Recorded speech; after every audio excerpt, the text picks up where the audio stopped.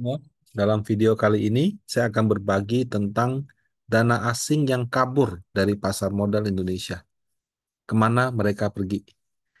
Ini saya buat di tanggal 19 Juni 2024. Year to date, itu asing net sell 44 triliun lebih dari saham dan obligasi. Gitu ya. Jadi dia jual saham, dia juga jual obligasi. Akumulasinya mencapai 44 T. Kenapa asing net sell?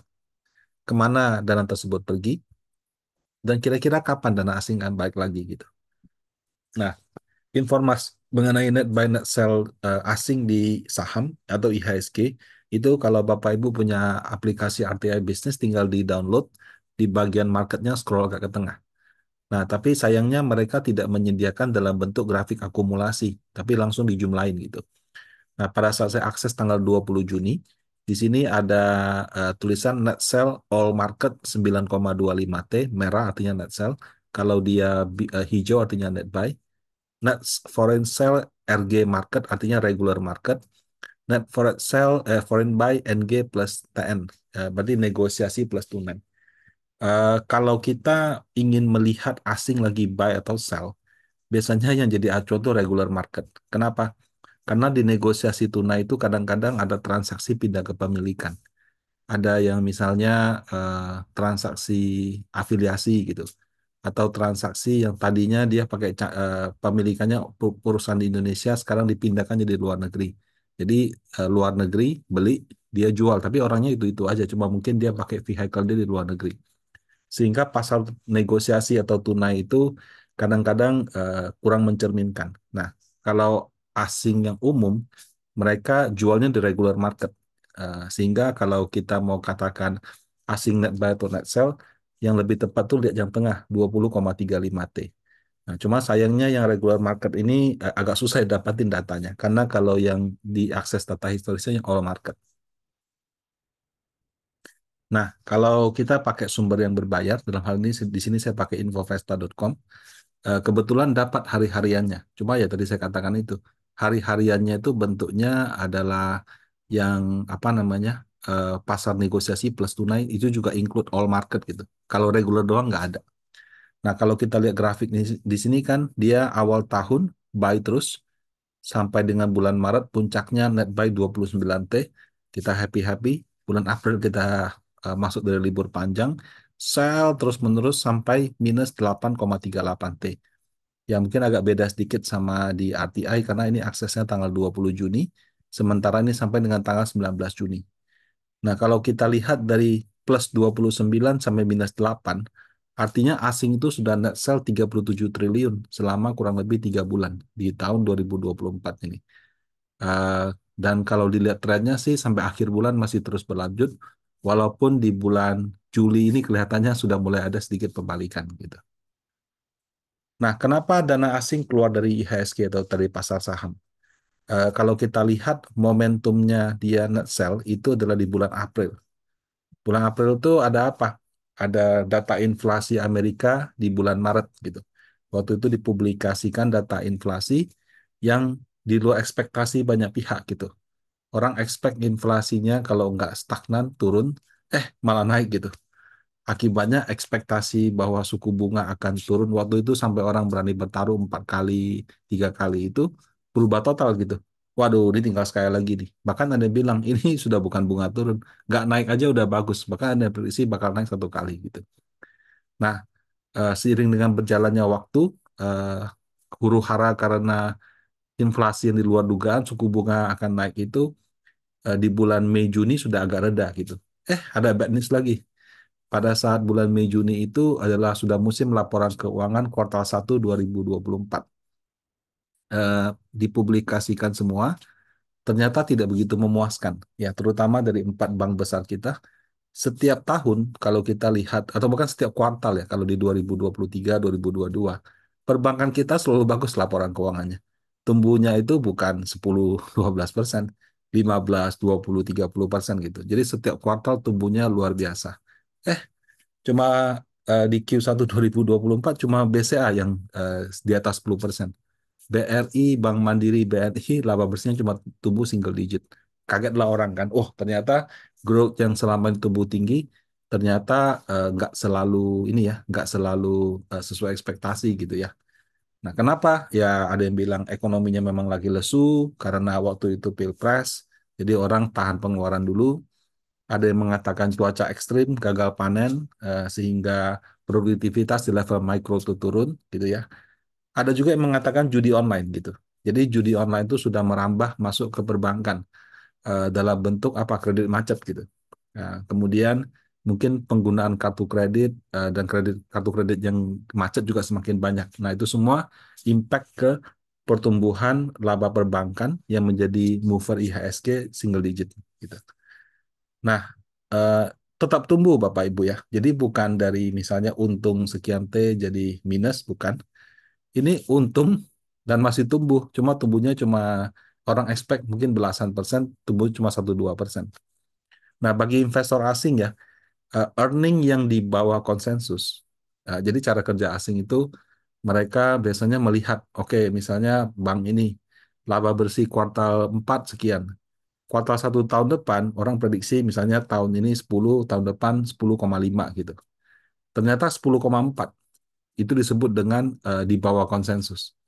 Ya, konsensus itu maksudnya rame-rame analis di survei mereka pasangnya berapa. Dan di Bloomberg itu biasanya langsung ada angkanya. Jadi begitu earningnya di bawah konsensus, itu jadi alasan untuk jual. Apalagi kalau sahamnya sudah rally tinggi Januari Maret gitu. Orang expect harga itu dalam mencerminkan pertumbuhan laba yang tinggi, tapi ternyata pertumbuhan labanya malah stagnan. Nah, kinerja laporan keuangan yang kurang ideal di kuartal 1 2024. Kemudian selama kita libur panjang, kursnya tahu-tahu sudah melewati 16.000, membuat investor lokal juga nggak terlalu berani untuk masuk di harga yang rendah. Karena khawatir kan kalau nanti misalnya suku bunga dinaikkan, nilai tukar makin melemah, apalagi ternyata walaupun pilpresnya sudah selesai, kita mau pilkada gitu. Belum lagi pemilihan kabinet. Jadi saya merasa suhu politik masih panas. Komentar-komentar negatif dari politik menurut saya juga membuat kondisi jadi orang semakin wait and see gitu. Menyebabkan IHSG-nya kurang ideal, kemudian penjualan asing juga cukup banyak. Nah, kemana dana asing di saham ini pergi gitu ya? Ada yang bilang ke Amerika, karena Amerika sekarang sedang ada, bukan Amerika sih, dunia sedang dalam tren AI. Sama kayak 2020 orang cari perusahaan yang produksi vaksin, 2021 orang cari perusahaan teknologi, karena waktu itu kita tren digital, 2022 kalau nggak salah ada perang Rusia Ukraina gitu ya.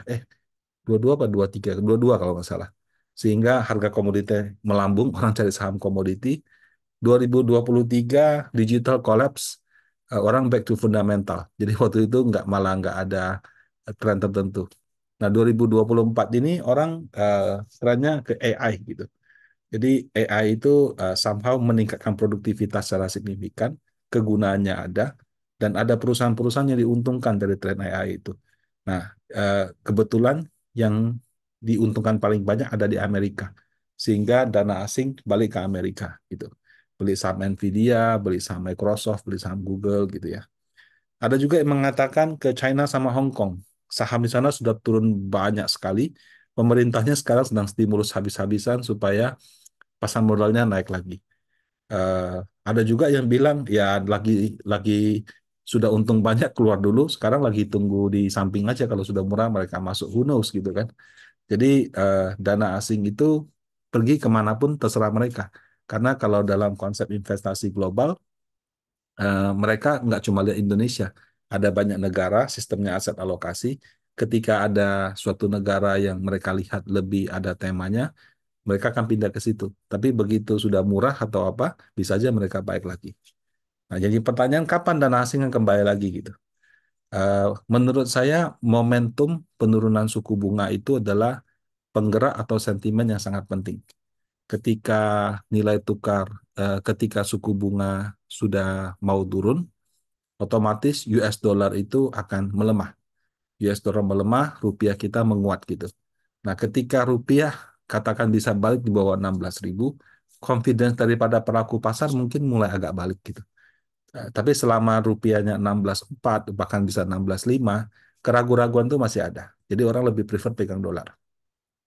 Nah, berdasarkan perkembangan hingga 19 Juni waktu saya buat, 20 Juni waktu buat materi ini, kelihatannya penurunan suku bunga itu paling cepat baru akhir tahun 2024 dan satu kali. Nah, sampai Juli ini saya lihat ada perkembangan baru. Data inflasi PCE atau inflasi yang jadi acuan Bank Sentral Amerika turun cukup banyak di bulan sorry, di bulan Mei. Sehingga orang yang tadinya bilang suku bunga turun satu kali jadi dua kali sekarang. Ya, tapi suka-suka mereka sih. Yang penting diperhatikan bahwa tren penurunan suku bunga itu juga berubah dari waktu ke waktu. Pas datanya bagus semuanya optimis, pas datanya jelek semuanya jadi pesimis. Di bulan April, Mei, dan Juni itu kebetulan lagi kurang bagus.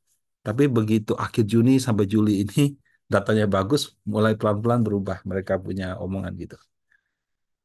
Kalau laporan keuangan kuartal 2 itu publikasinya baru mungkin sekitar akhir Juli sampai dengan Agustus. Eh, Kelihatannya pemulihan belum akan secepat yang orang harapkan. Dan kalaupun ada, ya tumbuhnya mungkin tidak terlalu tinggi. Berdasarkan laporan keuangan hingga bulan Mei sih kelihatannya perbankan sudah mulai agak bagus. Tapi ya mungkin orang harus melihat nanti Q2-nya kayak apa. Ada hari ini sih saya di bulan Juli ya saya sempat baca berita kelihatannya aturan kredit macet mau agak dilonggarkan lagi. Apa pencadangan perbankan. Nah, secara akuntansi ketika perbankan melonggarkan pencadangan untuk kredit macet, mereka bisa kayak delay mereka punya potensi kredit macet sehingga laba mereka lebih bagus. Ini secara akuntansi sih. Jadi pada saat perbankan eh, ada kredit macet, dan kemudian dia harus mencadangkan sekian, cadangan itu dicatat sebagai expenses. Ketika aturan untuk pencadangan itu dilonggarkan, jadi tadinya dia mau catat expenses misalnya kreditnya 100, expensesnya 10, dia catat bisa tinggal 7 atau 8. Nah, selisih itu bisa berarti expenses yang berkurang, jadi membuat laba perbankan lebih baik. Nah, saya nggak tahu sudah diterapkan atau belum, tapi wacana itu menurut saya suatu sentimen positif bagi perbankan.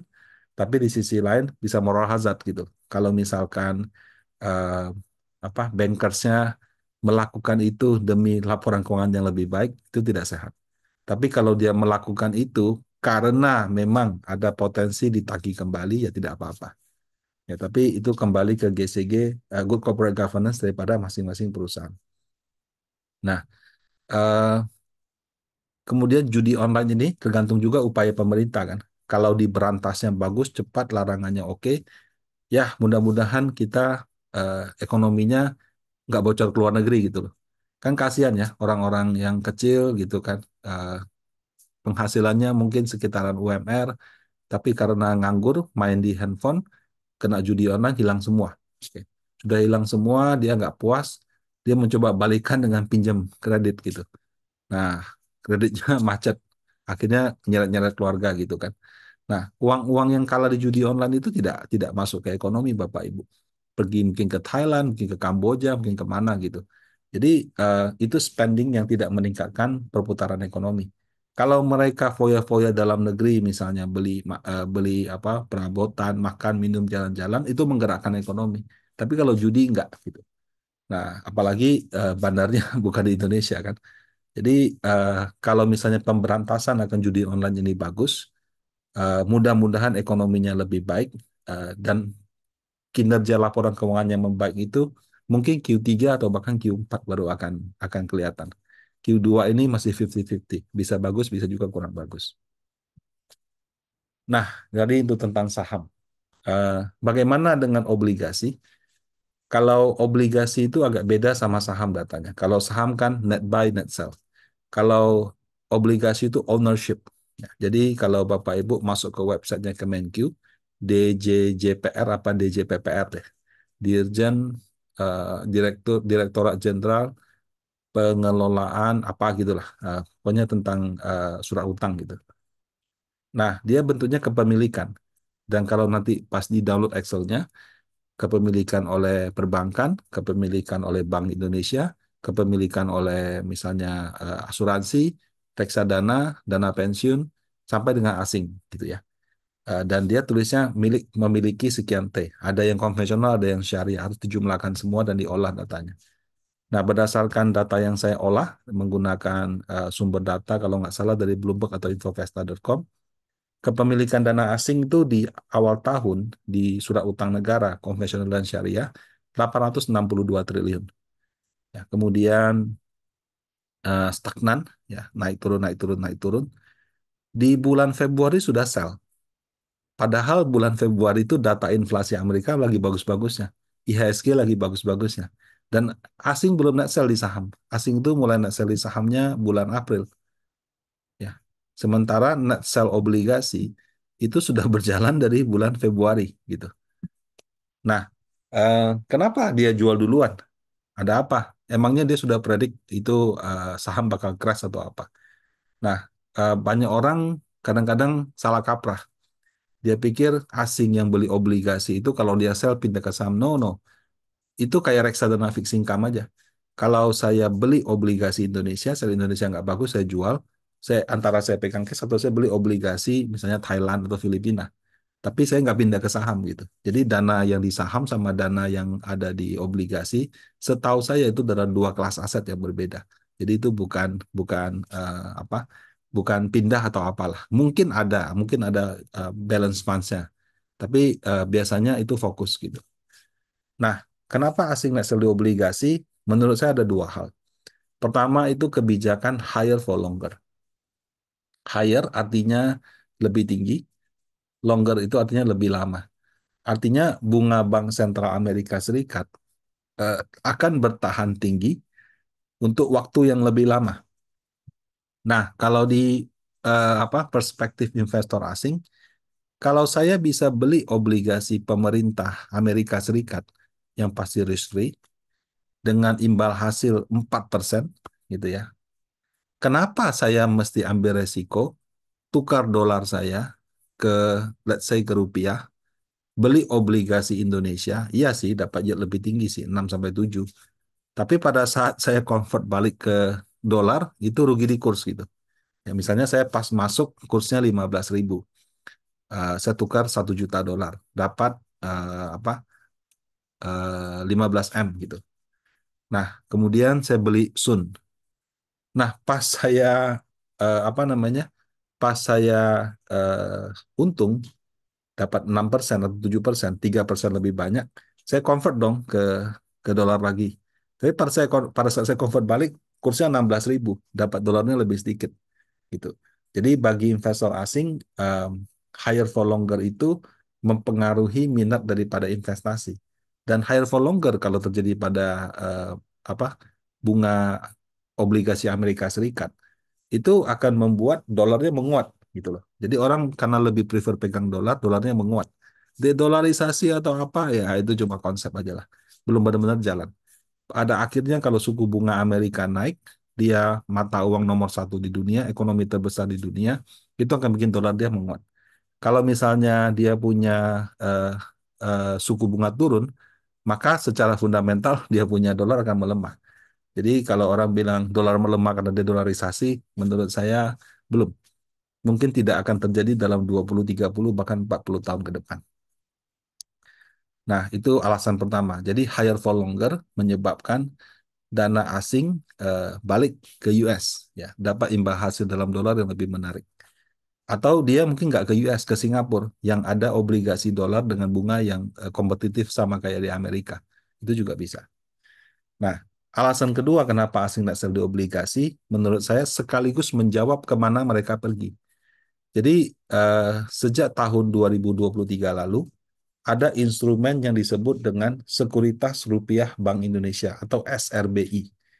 Nah, kalau kita tahu ORI, Sukri, Sukri itu suku retail, suku tabungan ST, saving bond retail, seperti ORI tapi dia model menabung dikunci gitu ya.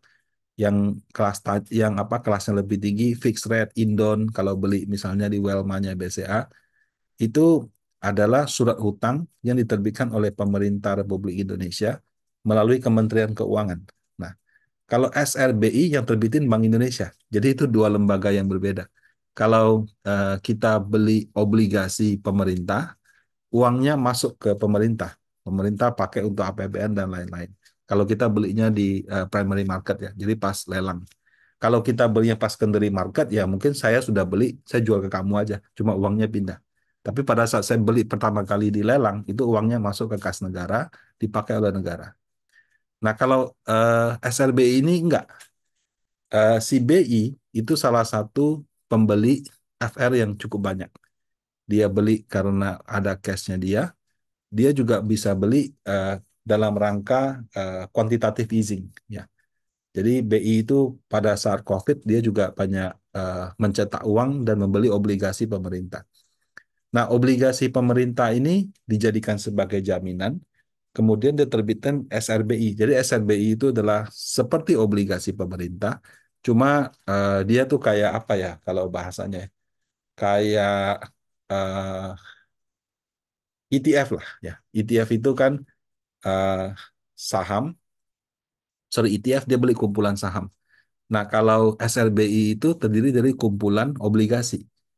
Jadi obligasi pemerintah. Amannya sama kayak obligasi pemerintah. Yang menjamin bunganya itu si Bank Indonesia. Nah, ketika kita membeli SRBI, itu uangnya eh, dipegang oleh BI, nggak masuk ke negara. Nah, itu kalau secara ekonomi itu seperti mengurangi liquidity. Jadi ketika eh, pemerintah Bank Indonesia menerbitkan SRBI, dia itu menyerap liquidity dari market. Nah, kalau dia menyerap liquidity di market, termasuk dia juga menyerap dana asing yang masuk ke Indonesia. Ini ada data SRBI, dia pertama kali September 2023, terakhir per Mei 2024, total SRBI yang dia terbitkan itu sudah 558 triliun. Pembeli paling banyak itu bank, 384 T sampai dengan Mei. Kalau non-resident atau asing, waktu dia pertama kali itu 4,8 T, sekarang 152 triliun. Ya. Ini kalau kurang jelas, digedein aja ya. Nah, asing itu yang saya warnain beda. Non-residence gitu. Nah, dari bulan April ke bulan Mei, itu dari 75 T kepemilikan asing naik menjadi 152 T. Jadi kalau dibilang apa namanya, asing net sell di saham, net sell di obligasi, uangnya kemana? Beli SRBI. Kalau dari Desember kepemilikan SRBI itu 62 T di sini oleh asing. Di bulan Mei 152. Dalam waktu 5 bulan itu naik 90 triliun. Artinya eh, asing membeli SRBI itu sampai 90 T. Nah, kenapa mereka beli? Karena SRBI ini satu, dia jangka waktunya pendek. Kalau Sun kan 2, 3, 5, 10, 20, 30, sampai mungkin ada yang 50 tahun. SRBI enggak, maksimal 12 bulan. 6, 9, 12 bulan. Nah, kemudian rate-nya cukup kompetitif. Yang nentuin siapa? Bank Indonesia. Ketika apa kursnya lemah, dia mau tahan dana asing supaya nggak keluar dari Indonesia, dia akan menentukan dia punya SRBI itu apa yieldnya tinggi. Nah, tapi kalau pas kursnya lagi bagus ya, mungkin yieldnya lebih rendah. Nah, dalam situasi dolarnya 16,3, 16,4, yield daripada SRBI kompetitif sekali gitu. Nah, sehingga banyak investor dana asing yang tertarik, termasuk perbankan di Indonesia. Perorangan bisa beli nggak? Nah, kalau di sini sih ada kata residen 7T gitu ya. Tapi saya sempat ngobrol dengan orang di Bank Indonesia, dia bilang SRBI ini sepertinya mau lebih difokuskan bagi nasabah lembaga jasa keuangan. Jadi kalau perorangan sih nggak bisa. Kalau kayak reksadana bisa beli, tapi kalau perorangan meskipun Anda punya uang ratusan miliar tetap nggak dikasih gitu. Nah, itu seperti itu. Nah, angka net buy di SRBI ini 90 triliun. Net sell di saham dan obligasi 44 T. Kalau kita jumlahin semua, itu artinya asing itu masih net buy 46 T dari bulan Januari sampai Juni. Gitu. Jadi kalau mengatakan asing kabur dari Indonesia, ya dia kabur dari saham dan dari obligasi. Tapi dari SRBI tidak. Dan kalau dijumlahkan semua, masih lebih banyak masuk di SRBI gitu. Nah, hanya saja karena SRBI ini baru gitu ya, akses datanya tidak se-user friendly data kepemilikan Sun. nggak bisa lihat juga yieldnya berapa gitu ya. Sama mungkin orang nggak ngerti juga. Jadi cara kerjanya kayak zero coupon bond. Jadi modelnya itu jatuh tempo ke 100, tapi nggak ada kupon. Nah, kalau yieldnya dapat dari mana, Pak? Jadi dia jual di harga diskon. Kemudian pajaknya 20%, sama kayak SPN gitu, surat perbendaharaan negara gitu. Jadi karena mungkin relatif awam, kurang banyak di kurang banyak diliput oleh media. Orang cuma pakai data yang normal yaitu saham dan obligasi. Ya tidak apa-apa sih. Kalau memang kita bandingkan satu tadi itu yieldnya tidak kelihatan, tidak tahu juga yieldnya berapa. Kemudian yang kedua, kalau data Sun dalam bentuk Excel, kalau ini masih dalam bentuk PDF. Ya nggak apa-apa lah, kan masih baru. Nah, kapan kira-kira dana asing akan balik ke obligasi? Tadi kan balik ke sahamnya karena suku bunga turun. Menurut saya sama. Di obligasi juga balik momentumnya di penurunan suku bunga. Nah, sementara tapi kalau saham kan penurunan suku bunga hanya satu di antara sekian puluh banyak sentimen. Kalau obligasi penurunan suku bunga itu sentimen utama. Nah, tapi di sisi lain, kalau Bank Sentral Amerika masih fokus di quantitative tightening, artinya mereka masih mengetatkan ekonomi, eh, higher for longer atau melakukan balance sheet reduction gitu ya. Dana asing kalau masuk ke obligasi masih terbatas. Tapi mungkin kalaupun masuk, mereka lebih prefer SLBI yang jangkanya lebih pendek gitu. Nah, asing keluar masuk memang dampak ke harga. Tapi sebetulnya kalau turunnya sudah terlalu banyak, dalam artian valuasinya sudah murah. Sebetulnya ini momentum kalau kita mau beli di saham atau obligasi di harga murah. Atau kalau Anda mau percayakan melalui manajer investasi seperti Panin Asset Management, ini Anda juga bisa beli melalui reksadana saham atau reksadana pendapatan tetap. Tapi tips atau masukan saya bagi investor yang beli ketika harga turun itu, jangan cek saldo tiap hari. Kita bisa beli di harga murah, tapi nggak ada jaminan besok harganya naik gitu. Karena beli di harga murah dengan beli kalau mau naik itu dua hal yang berbeda. Nah, demikian tentang video kali ini. Semoga bermanfaat. Terima kasih.